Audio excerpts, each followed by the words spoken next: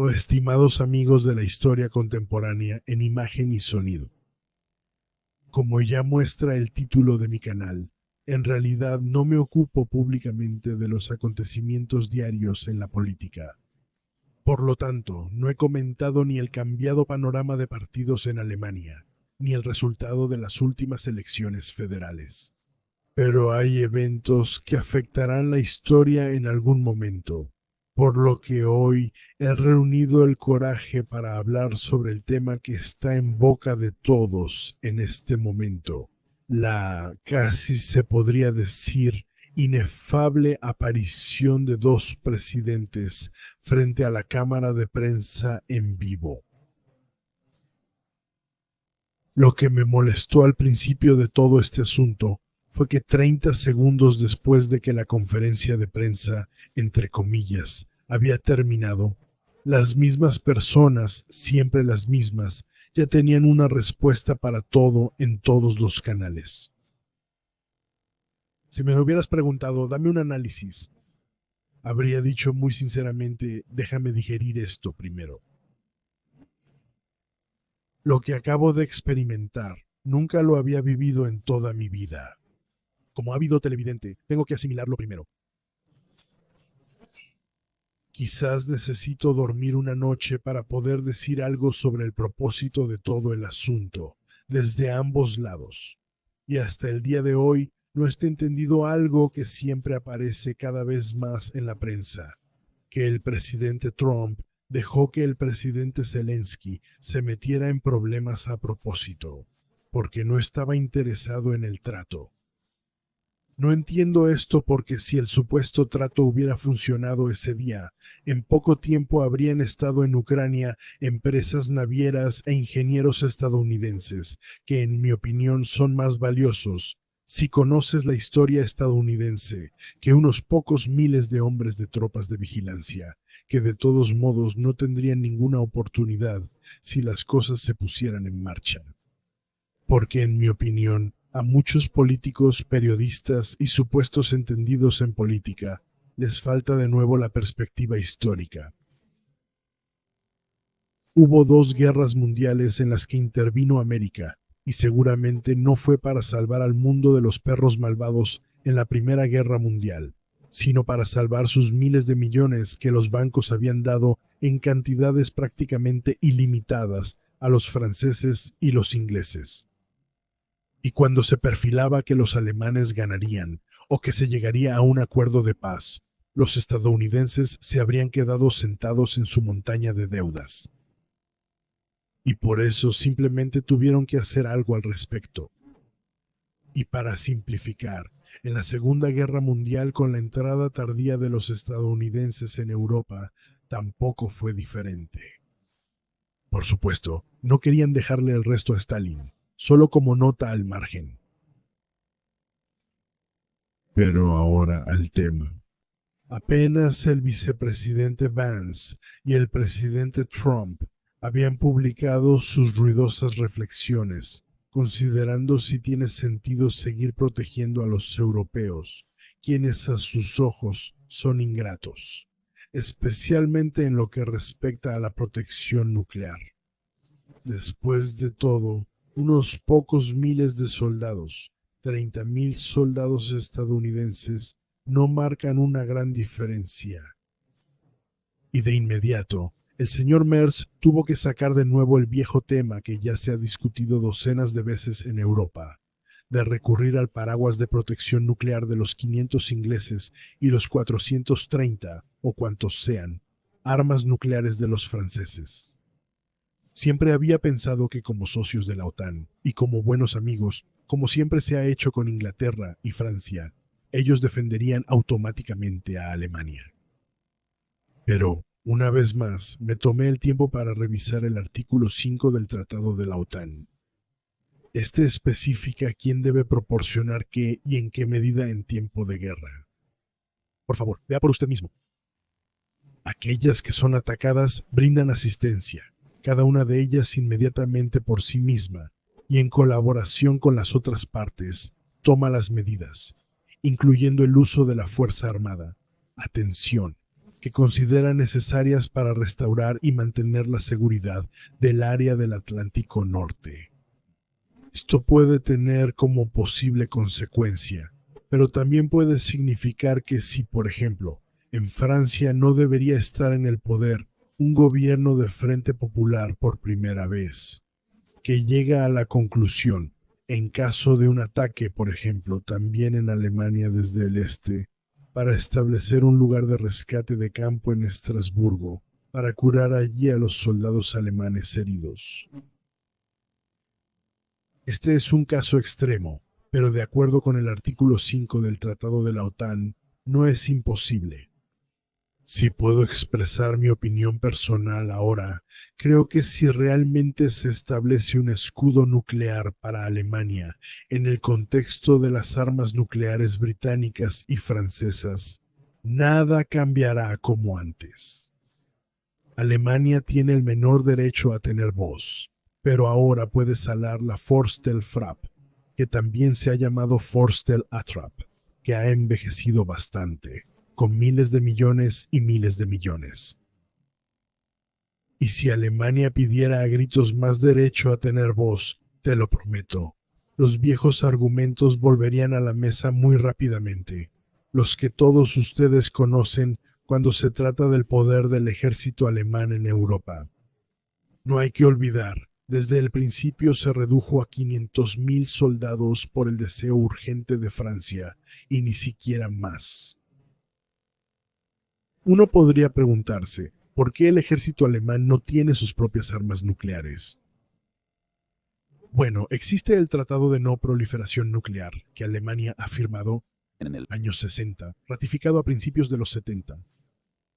Y existe el supuestamente maravilloso Tratado 2+4 entre la República Democrática Alemana, la República Federal y las 4 antiguas potencias vencedoras.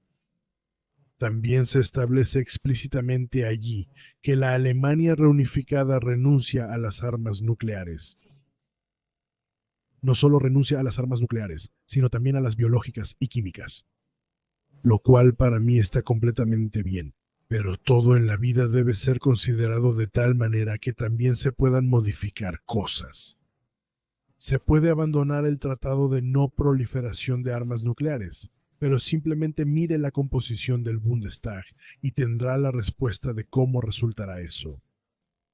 En el pasado, siempre ha habido sutiles sugerencias de fondo de que Alemania debería simplemente comprar o alquilar 20 bombas nucleares para hacerse no independiente, pero al menos inmune a la extorsión.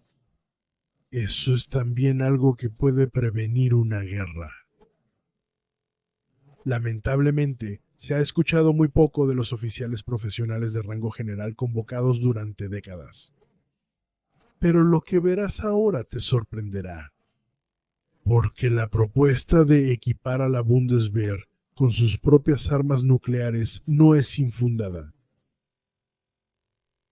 Sin embargo, el deseo de armar a la Bundeswehr con armas nucleares no es nada nuevo. Así lo había propuesto el primer canciller de la República Federal, Konrad Adenauer, y el 16º, Franz Josef Strauß, ministro de Defensa en funciones desde el 16 de octubre de 1956, también lo consideró. El último mencionado, en mayo de ese año, había acosado repetidamente al entonces ministro de Defensa en funciones, el político de la Unión Demócrata Cristiana, Theodor Blenk, quien era extremadamente débil y estaba bajo el hechizo del canciller Adenauer, con la demanda de que la Bundeswehr necesitaba armas nucleares, aunque Blank, proveniente del sindicato cristiano, consideraba que las armas convencionales eran importantes. Cuando el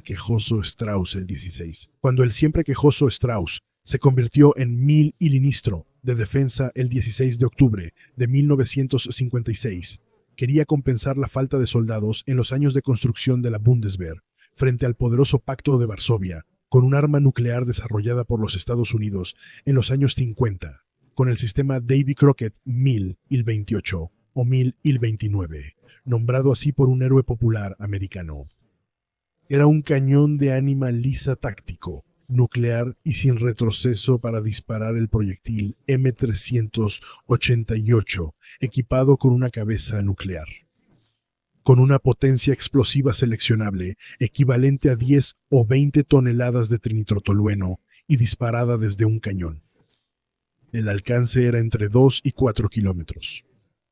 En aquel entonces, Franz Joseph Strauss había sugerido que si cada batallón de granaderos recibiera un lanzagranadas atómico, que en su opinión equivale a 40 a 50 salvas de una artillería de división consolidada, se podría tanto disolver la artillería de división como reducir numéricamente los batallones de combate, lo que permitiría a la Bundeswehr cumplir más fuertemente con las demandas de la OTAN para una mayor preparación.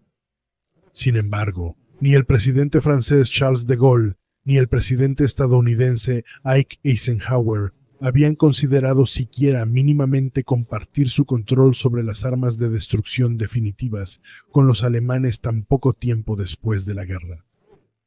Y también los comandantes estadounidenses, como el general de la OTAN de más alto rango en Europa, Loris Norstad, habían rechazado decididamente la propuesta de Strauss, ya que, como argumentaban, en la guerra habría hecho casi obligatorio el uso de armas nucleares tácticas, mientras que la OTAN intentaría defenderse tanto tiempo como fuera posible sin el uso de armas nucleares. Pero Strauss había presentado su propuesta con mucha consideración. La razón había sido el ejercicio de la OTAN Fall Exercise 62 de otoño igual a otoño y ejercicio igual a ejercicio, por lo tanto, ejercicio de otoño 62. Este ejercicio de marco de personal sin tropa completa tenía como objetivo verificar la preparación militar de la OTAN y la funcionalidad de los estados mayores, y sobre todo, los planes de emergencia para la población. Por eso, también participaron numerosas oficinas de servicio civil del gobierno federal y de los estados, así como el Correo Federal y el Ministerio Federal de Transporte. El resultado fue un desastre tanto para la Bundeswehr como para el resto, y un testimonio de pobreza de primera clase para Alemania, que siempre se ha elogiado de manera tan elocuente. Toda la miseria había sido mostrada en detalle por la revista de noticias de Hamburgo Der Spiegel, a la que el informante, el coronel Alfred Martin, jefe del Departamento de Liderazgo en el Estado Mayor del Ejército, había proporcionado toda la información.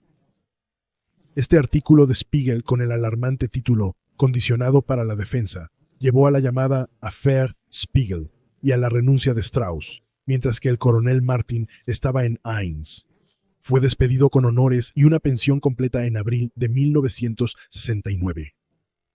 En 1962, durante el gran caos de Fallex, lo primero que se derrumbó fue el sistema de salud completo. Faltaban médicos, hospitales de campaña y medicamentos. También en el área de suministro de alimentos y mantenimiento de empresas vitales y rutas de transporte, nada había funcionado. El sistema de comunicación se había desactivado en muy poco tiempo, las medidas de protección aérea resultaron ser completamente insuficientes y la dirección del flujo de refugiados a áreas de recolección era inviable. Aún en las Fuerzas Armadas, la necesidad se topó con la pobreza, porque mientras las unidades del ejército estadounidense en el semicontinente de Europa Occidental estaban listas para el combate con el 85% de su personal en 2 horas, las nuevas divisiones de la Bundeswehr, bajo el mando de la OTAN, no estaban llenas de personal, ni había suficientes armas o equipo para los soldados. Los puestos de médico militar estaban ocupados solo en un cuarto, y para los cientos de miles de reservistas que se habían reportado a las estaciones de control militar después de aceptar la dirección del ejercicio, no había suficientes armas ni liderazgo, ya que miles de puestos de oficiales y suboficiales estaban vacantes. En la zona de combate trasera, es decir, en la defensa del territorio nacional, solo había algunas unidades de ingenieros pesados que apenas podían manejar sus tareas, y no había unidades disponibles en el débil ejército territorial para combatir los tanques que habían atravesado. Solo la dirección de la OTAN evaluó la preparación para el despliegue de los respectivos cuerpos y divisiones según 4 criterios. Completamente apto para el ataque, condicionalmente apto para el ataque, completamente apto para la defensa y condicionalmente apto para la defensa. Seguramente lo sospechas, la Bundeswehr, después de casi 7 años de rearme alemán y después de 6 años de Franz Joseph Strauss, recibió, como en años anteriores, también esta vez la calificación más baja y vergonzosa de la OTAN, condicionalmente apta para la defensa. Este caos, causado por el predecesor de Strauss, Blanc y los generales de la construcción, pero también por él mismo. Fue la razón de su deseo de compensar la falta de masa y calidad con armas nucleares tácticas, aunque su idea no era del todo infundada, ya que los entonces débiles cuerpos de la OTAN no habrían tenido otra opción, incluso si las tropas del Pacto de Varsovia solo hubieran atacado convencionalmente, tendrían que detenerlos con armas nucleares tácticas debido a su superioridad de hasta 10-1.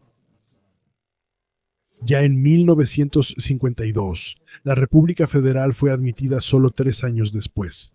El Consejo de la OTAN reconoció en una reunión en Lisboa que para el frente de 4.750 kilómetros desde el Cabo Norte de Noruega hasta Turquía, se deberían establecer al menos 85 divisiones con las que se podría practicar la llamada estrategia de avance.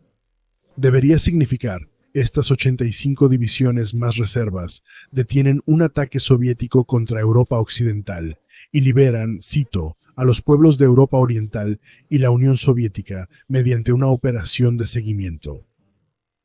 Pero como muchas cosas antes y después, estos planes de la OTAN también se habían guardado en el cajón, ya que los estados europeos de la OTAN habían temido los costos y en su lugar habían confiado en la masiva represalia de los Estados Unidos, con la que los estadounidenses amenazaban vengar un ataque soviético. El resultado, la mayoría de los ejércitos de la OTAN se atrofiaron, pero no el de la República Federal de Alemania, porque aunque a la Bundeswehr, que en aquel entonces aún llevaba esta cruz de hierro en vehículos de combate y aviones, le faltaban decenas de miles de subalternos y oficiales desde el primer día de su fundación. Una situación que, como es bien sabido, persiste hasta hoy, y a pesar de todos los insultos, insinuaciones y en parte crítica de prensa malintencionada, surgió en un ejército que el conocedor más íntimo de la Guerra Fría, el profesor de Yale, John Lewis Geddes, en su libro sobre la Guerra Fría, publicado en el año 2005 para el año 1995, había caracterizado como probablemente el mejor ejército del mundo.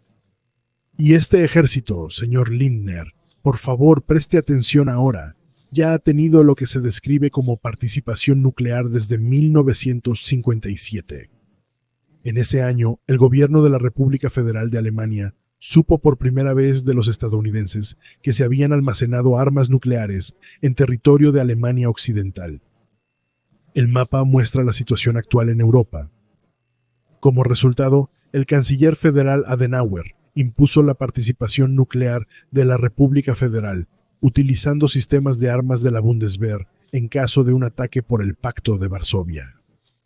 Para ello, el ejército tuvo desde 1965 hasta 1977 como artillería, de división un batallón Honest John, más tarde como artillería de cuerpo 4 batallones de artillería de cohetes con el misil de corto alcance Sergeant, que luego fue reemplazado alrededor de 1975 por el misil balístico de corto alcance Lance. La Fuerza Aérea inicialmente tenía 24 misiles de crucero MGM-1 Matador, desarrollados por los estadounidenses en 1949 a partir del Kreuzenpanzer, uno con una cabeza nuclear, luego a mediados de los 60 en 2 escuadrones de misiles, el misil de corto alcance Pershing-Gemini, y tenía para la defensa aérea con el misil tierra-aire Nike Hércules, nombrado después de la diosa de la victoria Nike, un arma equipada con un explosivo nuclear. Aquí el mapa del llamado Nike Goethals. Y también para los obuses autopropulsados MIL-109G y MIL-110 estaban disponibles cabezas nucleares de diferentes potencias. Finalmente, había minas atómicas portátiles que, por ejemplo, estaban destinadas para la destrucción de puentes de autopistas, puertos y estaciones de tren de mercancías.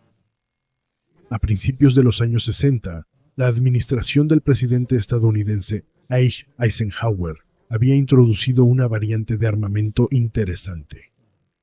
Así, se suponía que los socios europeos recibirían más de 100 misiles de alcance medio del tipo Polaris, con un alcance en aquel entonces de 2.000 kilómetros. Estos misiles, principalmente desplegados en submarinos, ahora también debían instalarse en posiciones de fuego en el continente europeo occidental, donde también se suponía que la Bundeswehr recibiría una parte. Mientras los demás socios de la OTAN reaccionaron con cautela, Franz Josef Strauss se sintió tentado.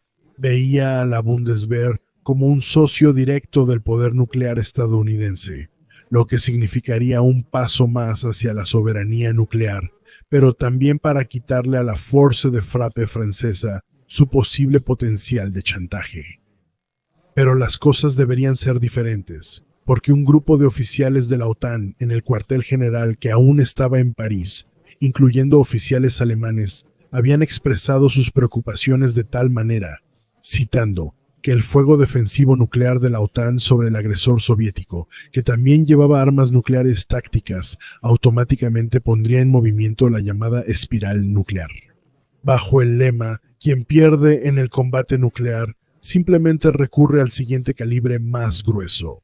En cambio, se había decidido reforzar las fuerzas terrestres europeas y luego moverlas tan cerca de la línea de demarcación mostrada en amarillo-rojo, que las violaciones locales de la frontera podrían ser resueltas sin fuego nuclear mediante un contraataque. Además, los oficiales alemanes ya fuertemente politizados en el alto mando de la OTAN habían afirmado que más soldados de la Bundeswehr aumentarían el peso político de la República Federal en la Alianza Atlántica, mientras que los esfuerzos de Bonn por obtener misiles de alcance medio armados con armas nucleares solo despertarían desconfianza. Por otro lado, los oficiales del Estado Mayor de la Bundeswehr habían sugerido que la OTAN podría enfrentar mejor un primer golpe nuclear planificado por la Unión Soviética, adoptando la idea discutida en los Estados Unidos de un golpe preventivo, es decir, un ataque que, en el momento en que se reconoce claramente la intención de ataque de los soviéticos, se adelanta al golpe nuclear soviético. Y habían ido aún más lejos con su demanda. La OTAN necesitaría su propia potencia nuclear, independiente de los Estados Unidos, si es necesario a expensas del armamento convencional. Por lo tanto, consideraciones similares a las que ya había hecho el general de la Fuerza Aérea Joseph Kammhuber en 1955. La Bundeswehr debe tener un arma que pueda ser efectiva hasta los Urales. Si no, seremos meros satélites.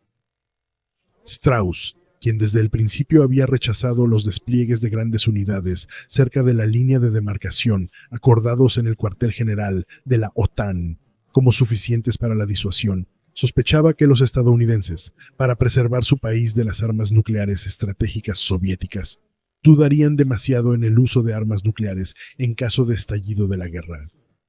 También había contradicho a Robert McNamara, quien se desempeñó como secretario de Defensa de los Estados Unidos desde 1961 hasta 1968, argumentando que en ciertas situaciones solo las divisiones convencionales podrían prevenir la guerra.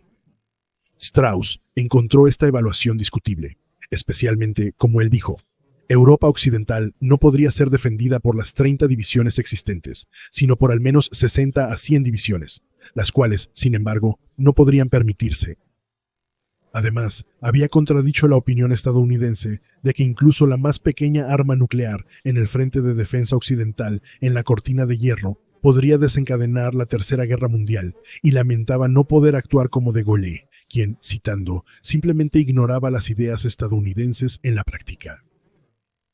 Con el programa Starfighter, Strauss, como ministro de Defensa, junto con el general Kammhuber, quien fue nombrado inspector de la Fuerza Aérea bajo su mandato, sentó las bases para que desde entonces los cazabombarderos alemanes también puedan transportar ojivas nucleares, aunque más tarde quería reemplazar los jets con misiles lentos.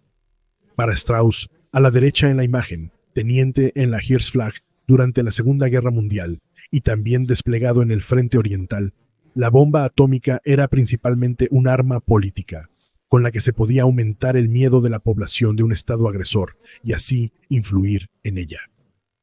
Hay muchas historias conocidas sobre el político de pura sangre de la Unión Social Cristiana Strauss, pero también una, quizás olvidada hoy, del año 1962, si es que realmente ocurrió. La historia fue contada por Hugo Charles Sanford, comandante adjunto de un batallón que en aquel momento custodiaba un complejo de búnkeres con armas nucleares tácticas estadounidenses en Alemania. Se trataba del depósito de municiones de Münster, ubicado en el distrito de Breitfeld en Münster, cerca de Darmstadt. aproximadamente 1 kilómetro al oeste de la antigua base militar de Münster. Los allí del 545, las armas almacenadas allí por el Batallón de Ordenanza de los Estados Unidos, la munición atómica, las minas atómicas y las ojivas nucleares, entre otras cosas, debían ser utilizadas en el 5, ubicado en Frankfurt con personal. Se esperaba su uso en el Fulda Gap, también conocido como la Brecha de Fulda, defendido por el Quinto Cuerpo de los Estados Unidos, una de las principales direcciones de ataque esperadas de las tropas del Pacto de Varsovia. Según Sanford, el complejo de búnkeres de varias hectáreas en el bosque cerca de Darmstadt estaba solo moderadamente asegurado en ese momento, con dobles cercas, la presencia de la policía militar, patrullas regulares, como en un depósito de municiones ordinario. Pero eso estaba a punto de cambiar. Durante estos meses de la Guerra Fría, las tensiones entre Oriente y Occidente alcanzaron un nuevo pico con la crisis de Cuba, cuando la Unión Soviética había estacionado misiles en la isla situada frente a la costa continental de Estados Unidos. Hoy se sabe que el mundo, liderado en el oeste por el presidente de los Estados Unidos, John F. Kennedy, y en el este por el líder del Partido Soviético, Nikita Khrushchev, estuvo a punto de una guerra nuclear en octubre de 1962, tan cerca como nunca antes y nunca después. Por ende, también había nerviosismo en las fuerzas de la OTAN. Luego, como informó Sanford, fue despertado por una llamada matutina del cuartel general del Quinto Curso de los Estados Unidos, ubicado en la casa Interessengemeinschaft Farben en Frankfurt, con la orden de poner el batallón en alerta y cargar todo lo importante. Sin embargo, no reveló por qué él, como subalterno, había recibido la orden y no el comandante. Cuando todas las armas nucleares fueron cargadas en 6 camiones en 1 hora, se trasladaron a su espacio de disposición secreto cerca de Fulda, donde, sin embargo, reinaba una calma total hacia el enemigo.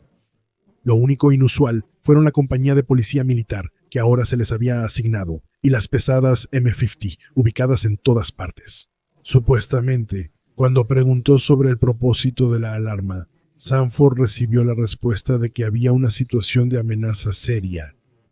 Más tarde, dice haber aprendido que había sospechas de que ciertas fuerzas alemanas podrían haber intentado robar las armas nucleares en nombre del Ministerio de Defensa de Bonn.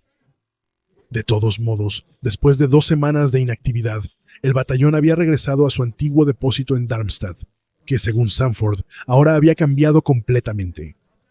Y parecía una fortaleza, con más cercas, posiciones de ametralladoras, perros guardianes, una compañía completa de policía militar ahora estacionada allí, munición real y la orden de no dejar entrar a ningún alemán.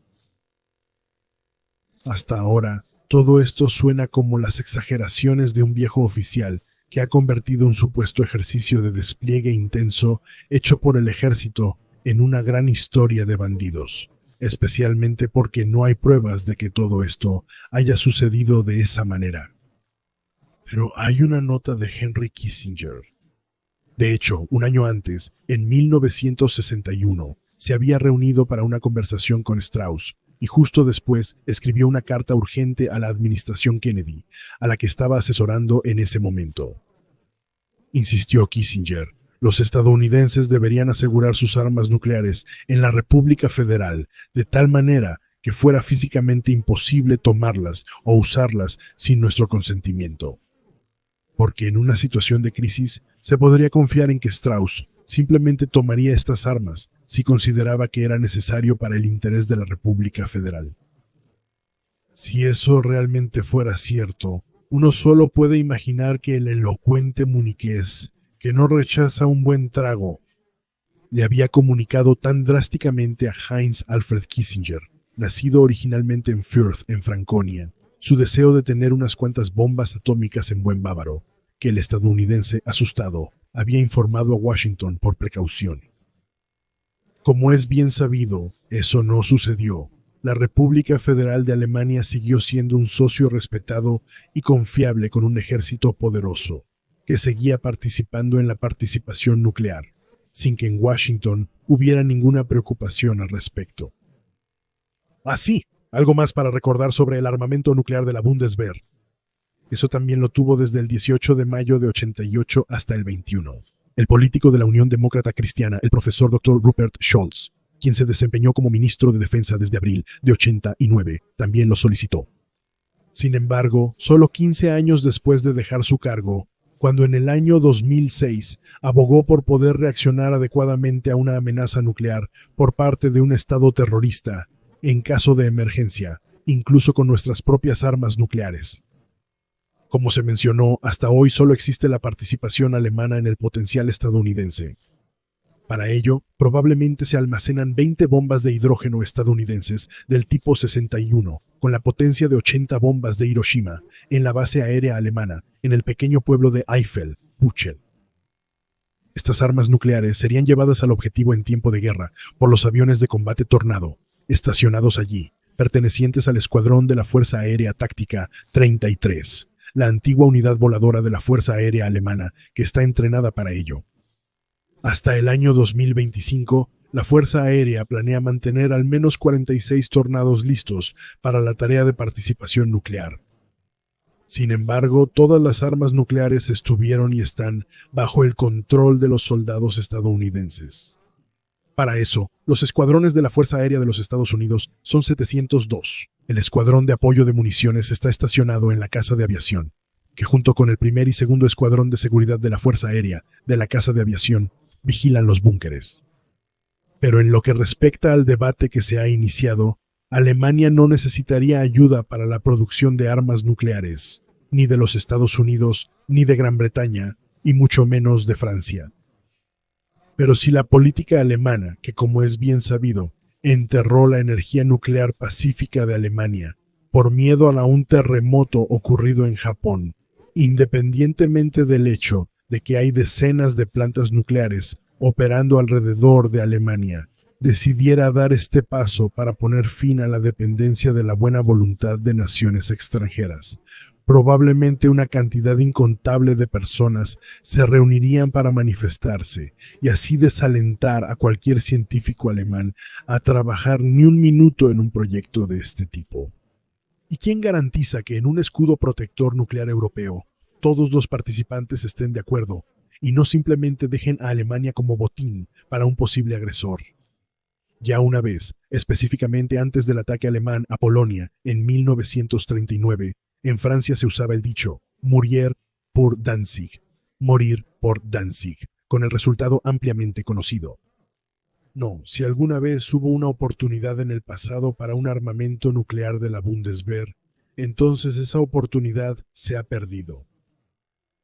Pero así, solo existe la posibilidad hipotética de comprar o alquilar una cantidad de bombas atómicas de una nación amiga.